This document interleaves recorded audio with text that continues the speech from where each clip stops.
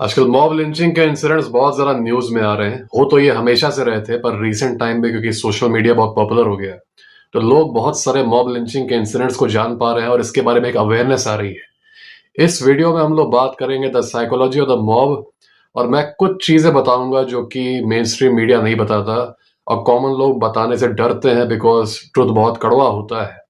कुछ चीजें बताऊंगा जिनको तुम ध्यान में रखोगे तो तुम्हारी लाइफ में मॉब जैसे इंसिडेंट्स नहीं आएंगे और तुमको ये हॉरिफिक सिचुएशंस नहीं देखनी पड़ेंगी जहां पर एक शरीफ प्रोडक्टिव आदमी जो कि समाज को कुछ देना चाहता है, उसको 20-30 लोग कुत्तों की तरह घेर के काट खा रहे हैं। तो यहाँ पर हम लोग बात करेंगे कुछ अनकंफर्टेबल ट्रुथ्स की अबाउट अ मॉब। ये वीडियो खासकर उनके लिए है जो कि घर से उतना बाहर नहीं निकलते, शेल्टर्ड है, दुनियादारी का एक्सपीरियंस नहीं है।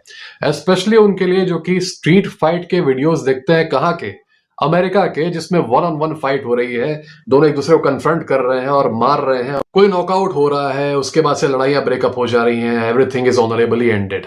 ओके, तो उनको लगता है कि जैसे अमेरिका में स्ट्रीट फाइट हो रही है इस तरीके से, वैसे ही भारत में होती है। तो I am gonna give you guys a reality check. Mob बनती कैसे है, मॉब के एक एक यूनिट की साइकोलॉजी क्या होती है और तुम्हें किन चीजों का ध्यान रखना चाहिए। नंबर वन, मॉब का एक एक शख्स जो होता है, एक एक इंडिविजुअल, एक एक यूनिट, वो बहुत डरा हुआ रहता है। He is always very scared and very weak. इसका एक एक यूनिट जो होता है हमेशा डरा हुआ रहता है, इसलिए मॉब बनती ही है। मॉब बनाना उसका सर्वाइवल मैकेनिज्म है। अगर वो अकेले सर्वाइव नहीं कर सकता तो एक झुंड में सर्वाइव करेगा। अकेले उसे इतना डर लगता है जितना तुम लोगों को नहीं लगता होगा। आई एम टेलिंग यू, मैं ऐसे लोगों को जानता हूं जो कि कॉलेज में जब वॉशरूम भी जाते थे तो मॉब लेके जाते थे, 10-15 लड़कों को लेके जाते थे। वो वॉशरूम भी अकेले नहीं जा सकते, उनको इतना डर लगता है। तो जो एक यूनिट है मॉब का, ये डरा हुआ है। This is about each and every individual who forms the mob. इसलिए उसको मॉब बनानी पड़ती है। यहाँ पर मॉब का पर्पस कॉन्करिंग नहीं है कि हम एक सेना बना के कॉन्कर कर रहे हैं। यहाँ पर मॉब का पर्पस है सर्वाइव करना, कि हम लोग एकजुट होके सर्वाइव कर सकते हैं, एप्स टुगेदर स्ट्रॉन्ग। ओके, बस सर्वाइवल इसका पर्पस होता है। तो सारे के सारे कमजोर एक साथ आके एक मॉब बनाते हैं। इनफैक्ट अगर तुम कई सारे मॉब लिंचिंग सिचुएशंस के वीडियोस देखोगे और इंडिविजुअल में फोकस करोगे तो उसको देख के लगता नहीं कि आदमी कभी वायलेंस कर सकता है। उसको देख के लगता है अभी हवा आएगी ये उड़ जाएगा, लेकिन जब ये झुंड में आता है तब ये डेडली हो जाता है। तुम कई बार ये कुत्तों में बिहेवियर ऑब्जर्व करोगे। तुम एक कुत्ते से मिलोगे, वो तुमको देख के पूंछ हिलाएगा, तुमको देख के खुश होगा। 4 कदम आगे चल के जाएगा, जब वो अपने झुंड से मिल जाएगा तब वो तुमको देख के गुर्राने लगेगा, तब वो तुमको देख के घेरने लगेगा, तब उसके अंदर स्ट्रेंथ फील होती है उससे। मॉब और कुत्तों के झुंड के बीच में ज्यादा फर्क नहीं होता बिहेवियर की बात करें तो एक एक आदमी जो होता है वो डरा होता है मॉब का। इनफैक्ट एक काफी इंटरेस्टिंग तरीका है पता लगाने का कि कोई आदमी मॉब का हिस्सा है कि नहीं, क्या वो अपने सर्वाइवल के लिए मॉब पे डिपेंड करता है कि नहीं। इसका इंटरेस्टिंग तरीका है, बस उसका सोशल मीडिया चेक करो, उसका फेसबुक चेक करो या इंस्टाग्राम चेक करो। उसकी अधिकतर पिक्चर्स तुमको दिखाई देंगे झुंड वाली पिक्चर्स है। तुम पाओगे कि लाइन से उसने 15-20 लड़कों को खड़ा किया हुआ है और खुद वह किनारे खड़ा है। ठीक है, उसकी अधिकतर पिक्चर झुंड वाली रहेंगी। एक नॉर्मल आदमी की पिक्चर्स में भी हो सकता है 1-2 पिक्चर में देखो 20-30 लोग दिख गए, पर मॉब का जो हिस्सा रहता है उस आदमी की अधिकतर पिक्चर्स में तुम पाओगे देयर इज एन एंटायर झुंड, और उस झुंड का वो लीडर नहीं है, वो किनारे कहीं खड़ा है, किनारे उसकी फोटो है। पिक्चर्स को डालने का भी एक पर्पस है। जैसे रियल लाइफ में वो वॉशरूम भी जा रहा है तो मॉब को लेके जा रहा है बचने के लिए, वैसे ही फेसबुक पे भी इन पिक्चर्स को इसलिए डाल रहा है ताकि एक पोटेंशियल थ्रेट ये देखे कि देखो मेरे साथ इतने लोग हैं, मुझसे बच के रहना, देखो इतना बड़ा मॉब है मेरे पास, मुझे छेड़ना मत, मुझे कुछ करना मत। तो ये उसका डिफेंस मैकेनिज्म है। तो ये बहुत अच्छा तरीका है पता लगाने का कि कौन मॉब वाला है कौन नहीं। जहां तक बात करें माइंड की, तो मॉब हर एक यूनिट की इंडिविजुअलिटी को सबस्यूम कर देता है। अब इसके अंदर कोई इंडिविजुअल की कोई क्वालिटी बचती नहीं, कोई यूनिक क्वालिटी बचती नहीं, कोई यूनिक माइंड बचता नहीं। अब बन जाता है एक न्यू माइंड जिसको कहते हैं हाइव माइंड। जब कई सारे लोग एक साथ आके एक ग्रुप बनाते हैं एक कॉमन कॉज के अंदर, यहां पर कॉमन कॉज है सर्वाइवल, तो उस ग्रुप का भी एक अपना माइंड बन जाता है जिसको कहते हैं हाइव माइंड। ओके, अब ये हाइव माइंड बेसिकली कह दो इंडिपेंडेंट फ्रॉम इट्स फॉलोअर्स है। It's now the group itself, the mob itself. जिस मॉब को इन इंडिविजुअल्स ने अपने सर्वाइवल के लिए बनाया था, अपनी सर्विस के लिए बनाया था, अब ये मॉब इन इंडिविजुअल्स को यूज करेगा अपनी सर्विस के लिए। तो ऐसा इमेजिन करो जैसे कोई इनविजिबल ब्रेन है ऊपर, ग्रुप के ऊपर, और अब वो कठपुतली की तरह इन सबको कंट्रोल करता है। ओके, रियल लाइफ में तो ऐसा कोई ब्रेन दिखता नहीं कि मतलब कोई आसमान में उड़ रहा है, कोई हाइव माइंड ओवर कंट्रोल कर रहा है। But this is a social phenomenon. इसको तुम स्पिरिचुअल वे में भी ले सकते हो, इसको तुम मेटाफिजिकल वे में भी ले सकते हो। It is basically a group mind which exists independently of its followers, of its adherents. तो मॉब जो है अपना एक खुद का माइंड बना लेता है, और इसकी वजह से एक एक इंडिविजुअल की जो क्वालिटी होती है, जो वैल्यू होती है, जो यूनिकनेस होती है, वो इसमें सबस्यूम हो जाती है।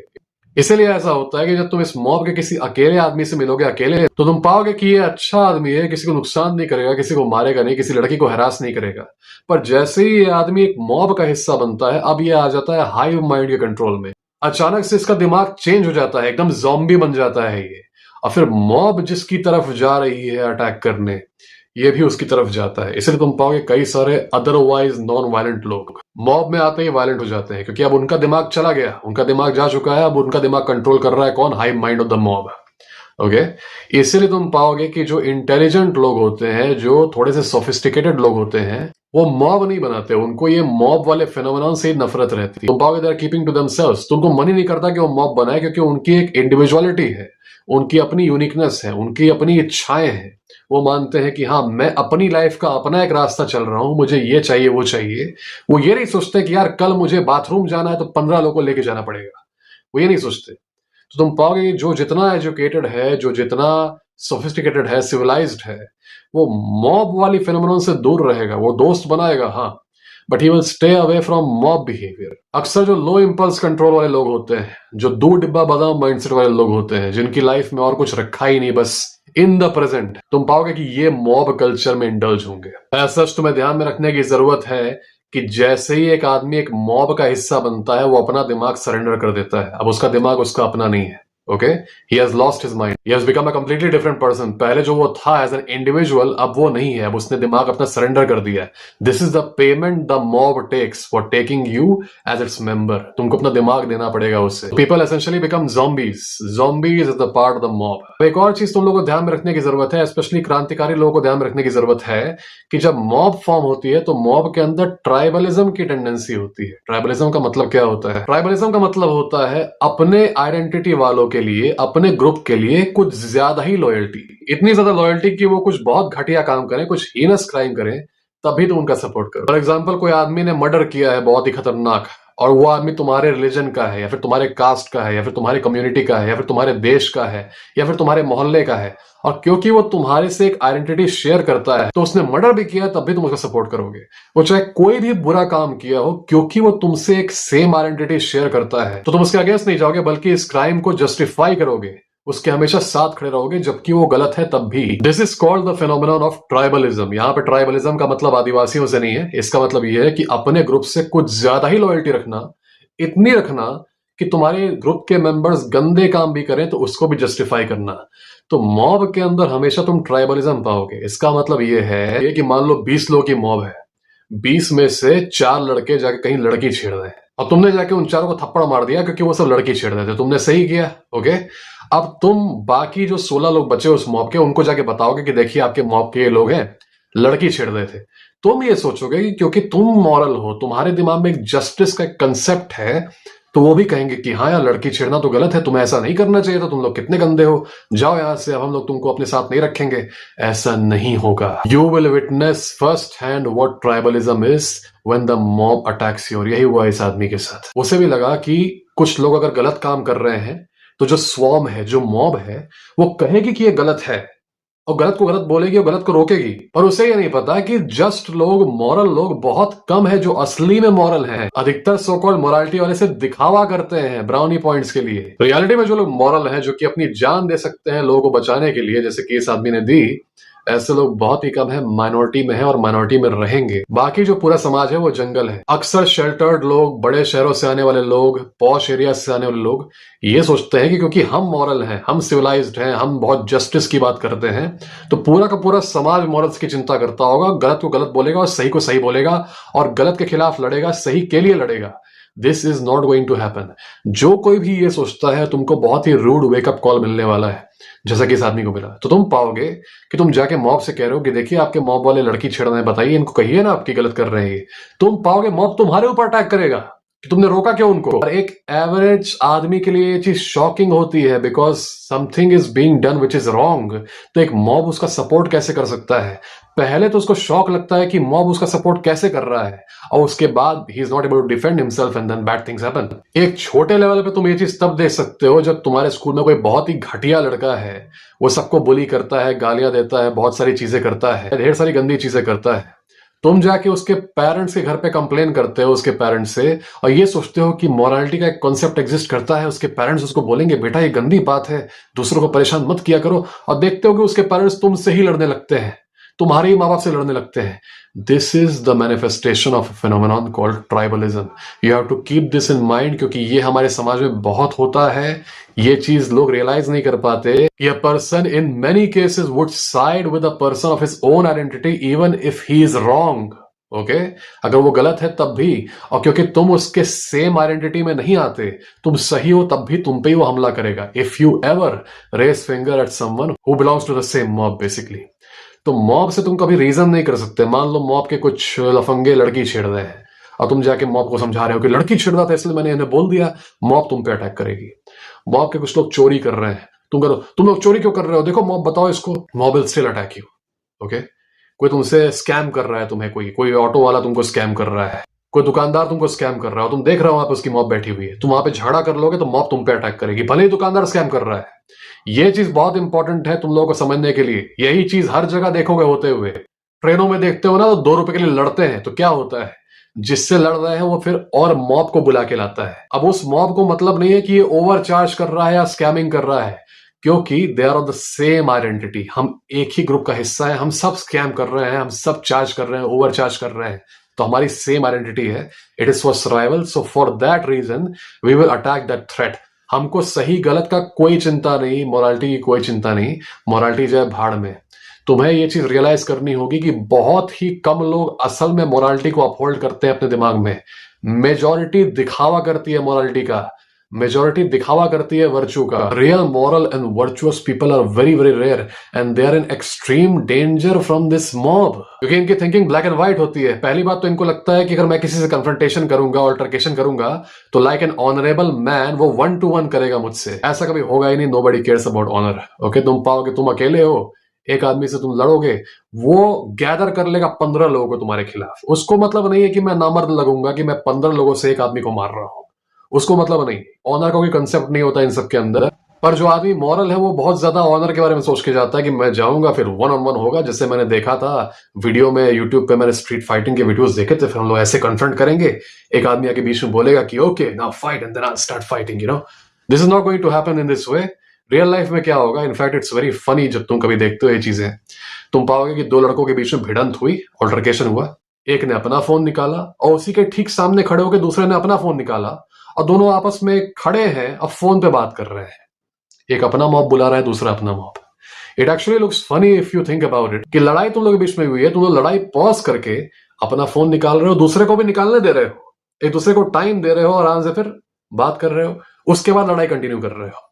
Okay, it's actually very funny, but this is what happens. In most cases, especially if you live in a chaotic area, you will never face one person in a fight. You will always face a mob. And against a mob, you can only win psychologically. इसके बारे में बात करेंगे एक separate video में कि क्या करें जब मॉब आ ही जाए सामने। अभी काफी कंफ्यूजन है लोगों में कि जिम वाला मॉब से नहीं लड़ पाएगा, तो मार्शल आर्टिस्ट लड़ लेगा, बॉक्सर लड़ लेगा, ये लड़ लेगा, वो लड़ लेगा। इन सब चीजों को वहां पर क्लियर कर दिया जाएगा। ये वीडियो सिर्फ मॉब की साइकोलॉजी के बारे में है, कैसे फॉर्म होता है, कैसे वर्क करता है। Mob does not care about morality, mob does not care about what is right और व्हाट इज रॉन्ग। और ये चीज काफी हॉरिफिक है, क्योंकि इसका मतलब ये है कि एक मॉब एक क्राइम को जस्टिफाई करने के लिए भी लड़ेगी। एक मॉब एक क्राइम होता रहे तब भी लड़ेगी। इस केस में क्या हुआ, लड़कियों को लड़के छेड़ रहे थे, तो इस आदमी ने जाके रोका, तो उस मॉब ने इस आदमी को मार दिया। इसका मतलब यह है कि the mob would literally kill to make sure that they are still able to harass women. तो in order to harass women they are willing to kill. ये बहुत ही सीरियस प्रॉब्लम है, लोग हंसी में उड़ा देते हैं। मैं कमेंट्स में चेक करता हूं इंस्टाग्राम पे, लोग हंसते हैं मॉब वायलेंस देख के, लोग हंसते हैं रील देख के, मीम बना देंगे उस पे। Anybody who laughs at all these incidents, anybody who makes memes on these incidents, तुमको पता नहीं तुम कितने क्लोज हो इन सिचुएशंस से। तुम एक गोल्डन प्रिजन में नहीं रहते, तुम भी इसी समाज में रहते हो, तुम्हारे साथ भी ये हो सकता है। तुम अभी हंस के टाल दे रहे हो, जब तुम्हारे साथ होगा तुम स्टन्ड हो जाओगे brother. It will scar you for life. अगर बचते हो जिंदा तो it will scar you for life. इसलिए एक अवेयरनेस रखने की जरूरत है across the society and across the government. Alarm bell should ring. क्योंकि मॉब वायलेंस रैम्पेंट हो रहा है, हर जगह से सुनने में आ रहा है, बहुत ज्यादा ये चीज कॉमन बन चुकी है, नॉर्म बन चुकी है कि कहीं क्राइम हो रहा है, आप क्राइम को रोकने जाओगे, डिफेंड करने भी जाओगे तो एक पूरा स्वॉर्म आपको रोकेगा। मतलब वो स्वॉर्म सपोर्ट करता है क्राइम को। कहीं कुछ गलत हो रहा है तो वहां पर वो इंडिविजुअल ही नहीं सिर्फ गलत कर रहा है, आप इंडिविजुअल को रोकने जाओगे तो पूरा मॉब आपके सामने आ जाएगा। Now you are dealing with an entire group who supports that crime. Can you imagine how horrific this thing is? क्योंकि क्राइम तो एक आइसोलेटेड इंसिडेंट होना चाहिए ना। कोई लड़का लड़की छेड़ रहा है तो मान लो ठीक है, एक लड़का या दो लड़के या तीन लड़के हैं, ये लड़की छेड़ रहे हैं तो इनको आइसोलेट करके पनिश किया जा सकता है। पर क्या हो अगर एक पूरी मॉब इनको सपोर्ट करती हो? कोई क्रिमिनल है, उसको पुलिस अरेस्ट करने गई है, तो एक क्रिमिनल है, आइसोलेटेड केस है, तो होना चाहिए ना कि आराम से क्रिमिनल अरेस्ट हो जाएगा। पर तुम ये देखोगे कि क्रिमिनल को पुलिस अरेस्ट करने जा रही है उसके मोहल्ले में, और उसके मोहल्ले वाले पत्थर फेंक रहे हैं पुलिस के ऊपर। ये मॉब बहुत ही डेंजरस एंटिटी है। ये डेंजरस एंटिटी इसलिए है क्योंकि मॉब में प्रेजेंट एक एक आदमी में से किसी की कोई वैल्यू नहीं होते, सबके सब खोखले होते हैं। पर ये मॉब उन लोगों को घेरती है जिनके अंदर सही में वैल्यू है, जिनके अंदर सही में बहुत पोटेंशियल है, जो कि सही में बहुत कुछ कर सकते हैं और बहुत कुछ किए भी हैं, बहुत कुछ कर सकते हैं देश के लिए और अभी तक बहुत कुछ किए भी हैं। ये मॉब उनको ले जाती है। This mob crushes those productive people जो कि सही में कुछ दे सकते हैं समाज को, जिनके अंदर कुछ वैल्यू होती है, जो कि अच्छे हैं, जो कि दूसरों को बचाना चाहते हैं, दूसरों के लिए स्टैंड लेना चाहते हैं, जो कि मॉरल हैं। ये मॉब उनको खा जाती है। अच्छे लोग कम हो जाते हैं समाज से और बचता कौन है? ये मॉब वाले जिनकी अपनी कोई वैल्यू नहीं है। ओके, ये सबसे सैड चीज है मॉब के एग्जिस्टेंस के बारे में। It's very very sad. तो ये बहुत ही डेंजरस फेनोमेनॉन है। ये एक वार्निंग साइन है समाज के बारे में। सरकार इस चीज को समझती है, इसलिए उन्होंने जब नया बीएनएस बनाया तो मेरे ख्याल से इस बार मॉब लिंचिंग के लिए मृत्यु दंड का प्रावधान रखा गया है। अब वो अलग बात है कि ये अच्छे से एनफोर्स नहीं होता, पर अगर ये एनफोर्स अच्छे से होता तो एक अच्छा खासा डिटरेंस बन जाता मॉब फेनोमेनॉन के अगेंस्ट ये। ऐसे में जहां तक सरकार की बात करें, सरकार को जो करना है वो कर रही है अपनी कैपेबिलिटी पे। कुछ हाइपोथेटिकल सॉल्यूशंस की हम बात करते हैं। हाइपोथेटिकल ही है, प्रैक्टिकली नहीं हो सकता कभी ये सब। कम्युनिटी पुलिसिंग, जैसे कि एक बैड मॉब होती है तो उसी का एक काउंटर पार्ट बन जाए गुड मॉब। समाज के खुद के कुछ ग्रुप के लोग आपस में पुलिस करें, कोशिश करें कि जहां पर मॉब सिचुएशन आ रही है उसको बहुत ही स्ट्रिक्टली क्रश किया जाए। इतना क्रश किया जाए, सिर्फ फिजिकली नहीं, कल्चरली भी। कल्चरली फिल्मों में, बातचीत में मॉब मेंटालिटी को इतना शेम किया जाए, इतना शेम किया जाए कि मर्द अगली बार से मॉब बनाने से ही शर्माए। उनको इंडिविजुअलिटी सिखाई जाए, उनको यूनिकनेस सिखाई जाए, उनको एनकरेज किया जाए कि वो अपना रास्ता खुद चले, वरना कीड़े मकोड़ों की तरह मॉब का हिस्सा बनके वो कहीं नहीं जाने वाले। The mob will eat them up. ये मैं इसलिए बोल रहा हूं क्योंकि एक शख्स ने मेरे कमेंट सेक्शन में ये चीज सजेस्ट किया कि अगर बैड मॉब होती है तो हम लोग को एक गुड मॉब बना के चलना चाहिए जो कि बैड मॉब को काउंटर करे। It sounds very good in theory. Practically क्या होगा मैं बताता हूं। मान लो तुम कुछ ऐसा बनाते भी हो, ये जो गुड मॉब है ना, सो कॉल्ड गुड मॉब, ये समय के साथ साथ बुली बन जाएगी क्योंकि इसको तुमने पावर दे दी है इंटरवेंशन की, समाज में इंटरवेंशन की। ये जाके इंटरवीन कर सकते हैं, फोर्स का यूज कर सकते हैं, ये पुलिसिंग कर सकते हैं। तो तुम पाओगे कि आज तुमने इनको बनाया है बैड मॉब को हराने के लिए, ये कुछ ही समय में मॉरल पुलिस बन जाएंगे। इनका काम था प्रोटेक्शन का, अब ये गुंडागर्दी करने लगेंगे, अब ये बुली करने लगेंगे अपने ही लोगों को। ओके, अपने ही लोगों को बुली करने लगेंगे because they will become drunk on power. क्योंकि सरकार की पुलिस को तो संविधान और संविधान से डिराइव्ड कानून गवर्न करते हैं। कानून जो उन्हें अलाउ करता है उसके बाहर वो कुछ नहीं कर सकते। जहां तक बात करें इन प्राइवेट ग्रुप्स की जिनकी बात कर रहे हो कि मतलब we make a good mob against the bad mob, इनको गवर्न करने वाला कोई लॉ कोड नहीं है जो कि इनके ऊपर रिस्ट्रिक्शंस लगा सके। तो ये कब प्रोटेक्टिव फोर्स से मॉरल पुलिसिंग वाले टेरिटरी में आ जाएंगे तुम्हें पता नहीं चलेगा। फिर ये लगेंगे तुम्हारे ही लोगों को परेशान करने क्योंकि तुमने इनको पावर दे दी है, पावर ऑफ यूजिंग फोर्स। तो तुम सोचोगे कि दुश्मनों के खिलाफ काम आएंगे, तो शुरू में तो आएंगे, फिर एक समय ऐसा आएगा कि दुश्मनों के खिलाफ ये कभी जाएंगे ही नहीं, ये तुम ही लोगों को परेशान करेंगे, तुम्हारे ही अपने ग्रुप को परेशान करेंगे। इसलिए अच्छा सोल्यूशन नहीं है। दूसरा सोल्यूशन जो है वो भी हाइपोथेटिकल है कि सरकार बहुत ही स्ट्रिक्टली एंटी लॉइटरिंग लॉज को इंप्लीमेंट कर दे। लॉइटरिंग मतलब ऐसे ही खाली होके घूमना, ठीक है, कहीं टहल रहे हो, दुकान के सामने बैठे हुए हो बिना किसी मतलब के, एमलेसली वैंडरिंग। ओके, ऐसे में पाते हो कई बार जब झगड़ा लड़ाई होता है ना, उससे पहले बिल्डअप होता है। तुम पाओगे पूरी की पूरी मॉब वहां पे घूमती रहती है, मॉब के लोग घूमते रहते हैं, बैठे रहते हैं। स्पेशली जब जिम वगैरह के बाहर लड़ाई होती है तो मॉब ऑलरेडी प्रेजेंट रहती है बाहर, it's waiting for the guy to come out. सरकार अगर स्ट्रिक्टली एनफोर्स कर दे anti loitering provisions, specially group में, कि अगर 15 लड़के कहीं पर बिना किसी मतलब के ऐसे ही टहल रहे हैं, बिना किसी मतलब के ऐसे ही घूम रहे हैं, पुलिस आके वहां पे उनको क्वेश्चन करे, पुलिस उनको वहां से भगाए, उनको हटाए, वहां से क्लियर करे। ऐसे एक और फायदा होता है कि सड़कें खाली हो जाती हैं, जगह जो है खाली हो जाते हैं और मॉब वायलेंस भी रुक जाती है। तो ये काम हो सकता है, सरकार इस चीज को इम्प्लीमेंट कर सकती है। ये सब चीजें हाइपोथेटिकल हैं, रियल लाइफ में ऐसा कुछ भी नहीं होने वाला। I am just talking about imaginary situations. अगर ये इम्प्लीमेंट हो जाएगा तो मॉब कभी किसी जगह पे फॉर्म हो ही नहीं पाएगी, और क्योंकि मॉब फॉर्म नहीं हो पाएगी तो मॉब वायलेंस नहीं होगा, और तब जो मॉरल लोग हैं जो सही में बुराई के खिलाफ लड़ना चाहते हैं, अब उनको एक लेवल प्लेइंग फील्ड मिलेगा जहां पर they can do one on one. एक इक्वल ग्राउंड मिलेगा, एक फेयरनेस मिल जाएगी, एक एडवांटेज मिल जाएगा उन्हें। पर यहाँ पर मेरा ऑब्जेक्शन ये है कि I am a man who supports freedom. तो हम लोग को कोशिश करनी चाहिए कि इस देश में जितनी सरकार हम लोग को फ्रीडम दे पाए उतना दे। अगर हम लोग खुद सरकार से बोलने लगेंगे कि प्लीज हमें रिस्ट्रिक्ट कर दो, हमें मत घूमने दो, हमें मत जाने दो, हमें यहाँ मत घूमने दो, यहाँ मत टहलने दो, तो ये सही नहीं होगा। अगर फ्रीडम की बात करें तो फ्रीडम बहुत ही प्रेशियस चीज होती है, और सैड बात यह है कि फ्रीडम तो है पर साथ में ये घटिया चीजें भी होंगी। और सबसे सैड बात यह है कि इन घटिया फिनोमेनॉन को क्रश करने का बहुत ही इजी तरीका है, वो तरीका है police state, establishment of A police state. पर मैं इसके सपोर्ट में नहीं हूं, because I support freedom, I do not support the restriction of my countries people. एक डिलेमा वाला सिचुएशन आ जाता है कि क्या आप अपनी कुछ फ्रीडम्स को देना चाहेंगे टू मेक श्योर कि आपकी सराउंडिंग्स और सेफ हो जाएं, या फिर आप अपनी फ्रीडम्स को रखना चाहेंगे at the same time going out and facing all the chaos in the world. ये चीज तुम लोग के लिए है, इस पर विचार करना। मैंने अपना स्टैंड ऑलरेडी बता दिया तुम लोग को।